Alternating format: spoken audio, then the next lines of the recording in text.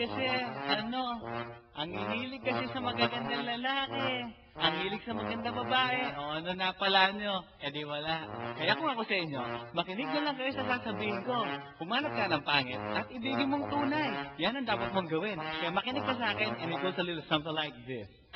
Kung gusto mong lumigaya ang iyong buhay, humanap ka ng pangit at ibigin mong tunay. Isang pangit na talagang di mo matanggap at huwag ang lalaki na iyong pangarap. Ngunit kung bakit ko sinabi to'y simple lang, pagkat magagandang lalaki ay naglalaro lang ng iyong oras. Pagod hirap at salapi, ngunit handang-handang iwanan ka naman sa sandali na ikaw ay wala nang ibigay, di ba? Kaya't pangit na lalaki ang hanapin mo, day. Kung hindi, sige ka, puso mo'y mabibiyak. Mawalay man ang pangit, hindi ka iiyak. Humanap ka ng pangit. Humanap ka ng pangit. Humanap ka ng pangit. Ibigin mong tunay. Humanap ka ng pangit. Humanap ka ng pangit. Humanap ka ng pangit.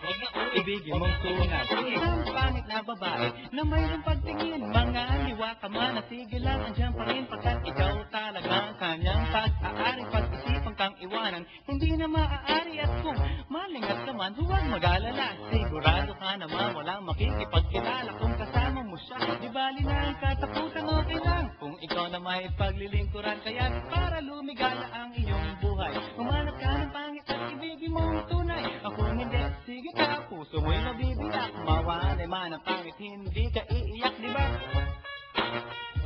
Humanap ka ng pangit. Humanap ka ng pangit. Humanap ka ng pangit. Ibigin mong tunay. Humanap ka ng pangit. Humanap ka ng pangit. Humanap ka ng pangit. Ibigin mong tunay.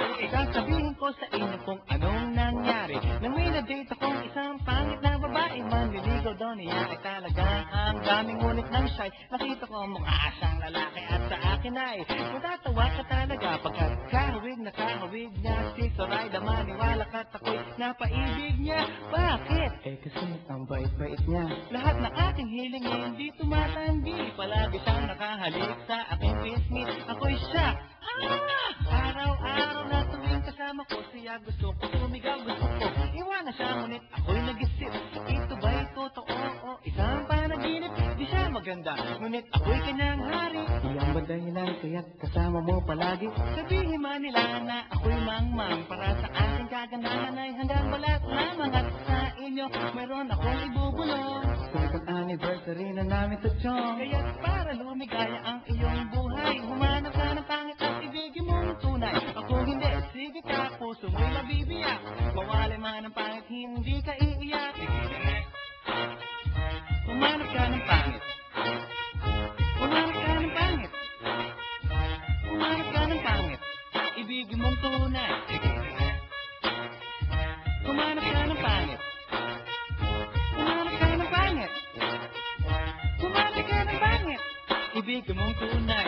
So you better watch out, you better not cry, you better not talk, I'm telling you why. Humanap ka ng pangit at ibigin mong tunay.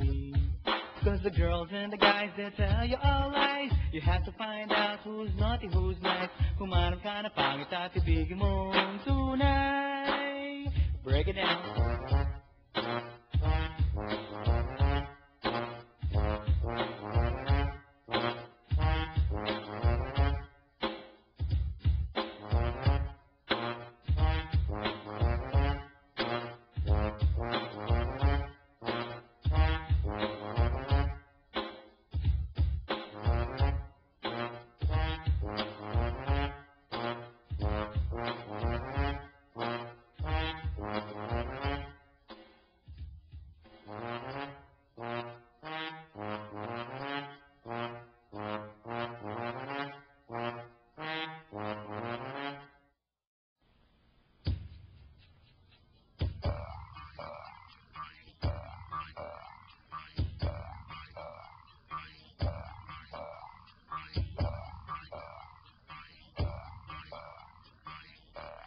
Pagkatapos kong matansi sa euphoria noong nakaraang Sabado, ako'y nagpunta, alam nyo ba sa favorite hangout ko 7-Eleven, Quezon City, yo doon ako napadpad.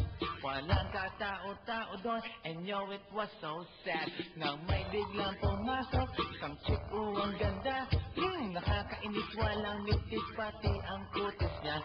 Mata niya ay kulay brown, mayroon siyang braces sa ngipin. Kamukha siya ni Rita Avila kung iisipin. Katawan niya ay 36, 24, 34. Sa panong paraan kaya ako makakaskor. Magaling siyang pumorma, suot niya ay honey shirt. Nang dumukat siya ng pera, umangat ang kanyang skirt. Kaya't ako'y biglang nagsabi, hey girl, I like your style. Siya'y kumagat din kumindat at nagpakita ng smile. Tinanong niya ako, hey, aren't you Andrew E. of Euphoria? Sumagot siya, hi Andrew, my name is B.D.B. Rocha. B.D.B. Rocha, B.D.B. Rocha. You know what now? Talagang type na type ko siya. B.D.B. Rocha, B.D.B. Rocha. You know what? In love ako sa beauty niya. One more time in the place. B.D.B. Rocha, B.D.B. Rocha. You know what? Talagang type na type ko siya. B.D.B. Rocha, B.D.B. Rocha. You know what? In love ako sa beauty niya. So pagkatapos ng isang linggo, akalain nyo si B.D.B. Rocha ay nakita ko sa disco. At ako ay nagulat sa aking nauna. Oh my God! Ang kasama niya ay lima-lima. Ang sabi ko, hi Beanie, can you still remember me?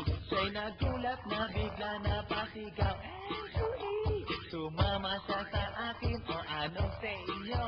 Lumabas kami ng disco, sumakay sa kanyang Pajero. Sa Pajero pa lang, pinakiramdaman ko na init ng kanyang haplos ay aking damang-damawa. Ang lamig sa Pajero, ngunit siya'y hot na hot. Gilid ng aking tenga'y pilit niyang kinakagat. At sa tulong ng kanyang labi, ako ay kiniliti.